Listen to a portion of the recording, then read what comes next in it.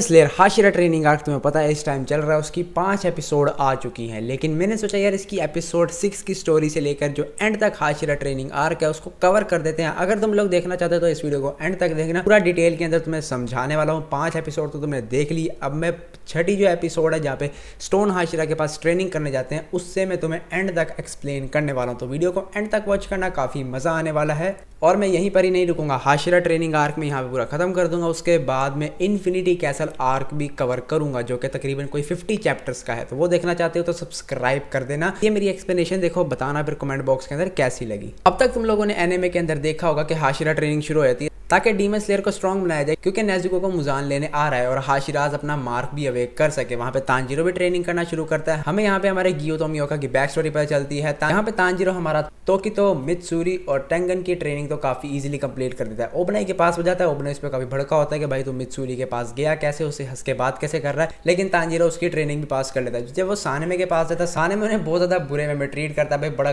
बुरा हाल कर देता है मार मार के तांजीरो का। वहाँ पे उसे जेनित्सु भी मिलता है। गेनिया उसे अपने डीमन वाली बात बताता है अपने बड़े भाई सानेमे को, तो तब वो उसे मारने लगता है। लेकिन तांजीरो बीच में आ जाता है, इनकी लड़ाई होती है और फिर इनका मिलना ही बैन हो जाता है। तांजीरो इसकी ट्रेनिंग क्लियर किए बगैर ही जेनित्सु के साथ चला जाता है स्टोन हाशिरा के पास। वो देखता है कि कुछ डीमन स्लेयर्स वहाँ पे वाटरफॉल के पास ट्रेनिंग कर रहे हैं और हमारा ग्योमे हिमिजिमा पीछे से उन्हें आवाज़ देके कहता है वेलकम इन माय प्लेस। और हम देखते हैं कि वो आग के ऊपर खड़ा है। उसने लकड़ी के 2 बड़े बड़े पिलर्स उठाए हुए हैं, नीचे पत्थर भी लटके हुए हैं। भाई दिस मैन इज़ फायर। और फिर वो आगे से बोल रहा है अगर तुम अपनी बॉडी को अच्छे से या फिर अपने जो माइंड है उसको कंट्रोल कर लोगे तो तुम्हें आग भी ठंडे पानी से ज़्यादा ठंडी लगने लग जाएगी। मतलब तुम इस बंदे का पोटेंशियल समझ सकते हो। हमें की ट्रेनिंग के अंदर 3 स्टेप है। पहला तुम्हें वाटरफॉल के नीचे सर्वाइव करना है, फिर तुम्हें ये पिलर्स उठाने हैं लकड़ी के बड़े बड़े, और एंड में तुमने इस बोल्डर को हिलाना है। लेकिन ये इतना आसान भी नहीं होने वाला। इनोस्के जो है वो वाटरफॉल वाले में ही बेहोश हो जाता है, लेकिन ये लोग समहाउ पहले 2 स्टेजेस को कंप्लीट कर लेते हैं। रात को जब ये लोग खाना खा रहे होते हैं तो जेनित्सु कहता है कि मुझे तो नहीं लगता कि हम तीसरा वाला स्टेप कर पाएंगे, वो काफ़ी मुश्किल है। और मुझे ऐसा लगता है कि स्टोन हाशिरा खुद भी उसको नहीं कर पाएगा। अभी स्टोन हाशिरा अपना स्वैग दिखाने के लिए पीछे उससे भी दुगने बोल्डर को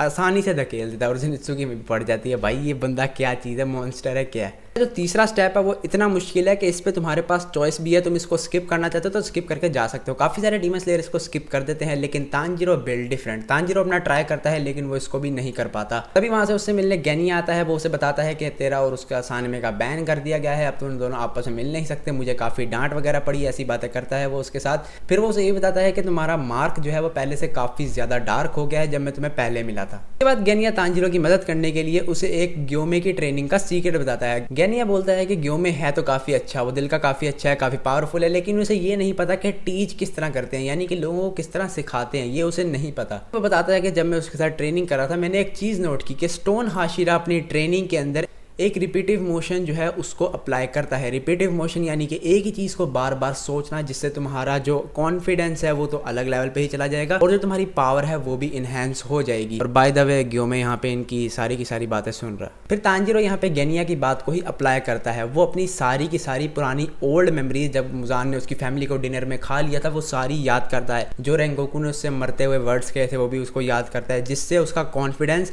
तो अलग लेवल पे चला जाता है और उसके अंदर एक न्यू पावर भी आ जाती है। वो उन्हीं चीज़ों को बार बार याद करता है और वो उस बोल्डर को हिला देता है। ये देख के इनोस्के और जेनित्सु की तो भाई फट जाती है कि भाई ये तो मॉन्स्टर है। लेकिन तभी जाके इनोस्के को थोड़ा मोटिवेशन मिलता है और वो भी उस बोल्डर को हिला देता है। जेनित्सु और डर जाता है कि भाई अब मैं इसे कैसे करूँगा। लेकिन तभी उसकी स्पैरो उसके पास एक लेटर लेके आती है और ये जो लेटर है ये पूरी जेनित्सु की पर्सनैलिटी को ही बदल देगा। आगे तुम्हें पता चलेगा। स्टोन हाशिरा तांजीरो के पास आता है। वो उसे थैंक्स करता है कि तुमने स्वॉर्डस्मिथ विलेज आर्क के अंदर जो किया था, मतलब अपनी बहन को सैक्रिफाइस कर दिया था तुमने। लेकिन तांजीरो से बताता है कि वो मेरा डिसीजन नहीं था, मैं तो कंफ्यूज हो गया था, ये नेजुको ने किया था। फिर उसके बाद ग्योमे हिमिजिमा उसे अपनी बैक स्टोरी बताता है, जिसके अंदर वो एक ऑर्फनेज को चलाया करता था। वहाँ पे काफ़ी सारे बच्चे थे और ग्योमे उनका अच्छे से ध्यान रख रहा था। काफ़ी सारे जो है ना, मतलब वो खुश रह रहे थे आपस में, एक फैमिली की तरह। वहाँ पे ग्योमे ने एक रूल रखा था कि शाम को कोई भी बच्चा बाहर नहीं जाएगा और जब जाएगा भी तो वो शाम होने से पहले ही वापस आ जाएगा। लेकिन एक रात एक बच्चा वहां से वापस नहीं आया, वहीं जंगलों में भटकता रहा। उसे एक डीमन मिला। उसने डीमन के साथ एक ऑफर की कि मैं तुम्हें ऐसी जगह पे लेके जाऊंगा जहाँ पे काफ़ी सारे बच्चे भी हैं, एक बड़ा आदमी भी है, तुम उन्हें खा लो और मुझे छोड़ दो। ऑफ कोर्स वो अपने सारे साथियों की ही बात कर रहा था जिनके साथ वो रहता था, हरामखोर। और ग्योमे डीमंस को दूर रखने के लिए विस्टीरिया फ्लावर्स जलाया करता था, जिसकी वजह से डीमन उनके पास नहीं आते थे। लेकिन उस रात उस बच्चे ने वो विस्टीरिया फ्लावर बुझा दिए और वो डीमन अंदर बढ़ गया, सारे के सारे बच्चों को मार दिया और सिर्फ एक बच्ची बची, लेकिन ग्योमे उस बच्ची को बचाने के लिए उस डीमन से अकेला ही भिड़ जाता है। वो उसको इतना मारता है कि उसे पता ही नहीं चलता, वो अपने रेज में चला जाता है और वो उसे सुबह तक मारता रहता है। सुबह जब गांव के लोग आते हैं तो वो लड़की इतनी डरी हुई होती है कि वो ग्योमे को ही मॉन्स्टर डिक्लेयर कर देती है। वो कहती है कि इसी ने सबको मारा है। फिर ग्योमे को पकड़ लिया जाता है, उसे जेल में रख दिया जाता है, उसे सजा मिलने वाली होती है। लेकिन तभी कगाया वहाँ पे आता है, वो ग्योमे की आंखों में देखता है और वो कहता है कि मुझे पता है कि इसने कुछ भी नहीं किया, क्योंकि कगाया को पता था कि भाई डीमंस टाइप की चीज़ होती है, तो वो वहाँ से उसको छुड़ा लेता है। तुम लोग पसीना देखो यार, फिर भी तुम्हारे लिए वीडियोस बना रहा हूँ, पंखा बंद करके बैठा हूँ यार, मैं क्या करें। लाइक कर देना।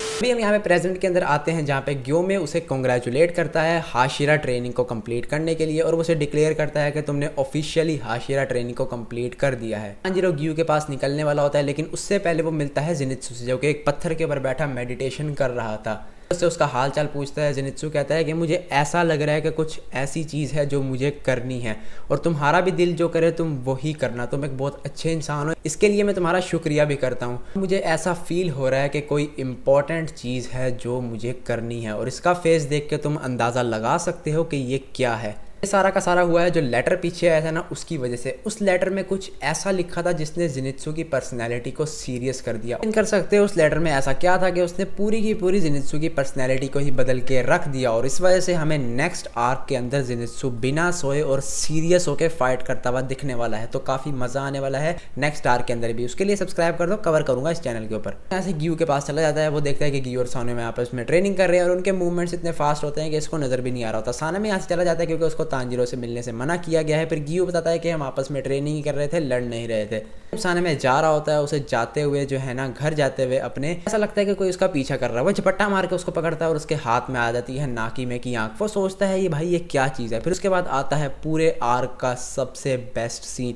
जहाँ पे कगाया अपने घर के अंदर लेटा हुआ है और वो आराम कर रहा है। तभी उससे कोई मिलने आता है और वो उसे कहता है पता था हम कभी ना कभी ज़रूर मिलेंगे, मुजान किबुत्सुजी। नाकी में की आंखें थी, उनको भेज के पता लगा लिया, और अब वो कगाया के मेंशन में आ चुका है। मुजान कगाया को कुछ कर पाए उससे पहले कगाया अपना मास्टर प्लान रिवील करता है, और यार खत्म हो जाती है। एनिमेशन कैसी लगी नीचे कमेंट बॉक्स के अंदर बता देना। भाई ये आर्क जो है ना इतना कोई अच्छा नहीं था, बट जो एंड में क्लिफ हैंगर देके गए हैं वो बहुत प्यारा दिए गए हैं। अब जो नेक्स्ट आर्क है इन्फिनिटी कैसल आर्क, उसको पूरा का पूरा मैं अपने चैनल पे कवर करने वाला हूँ। एक वीडियो के अंदर हो सकता है मैं 10-10 चैप्टर कवर कर लूँ, 50 के आसपास कुछ है, तो सब्सक्राइब करके रख देना।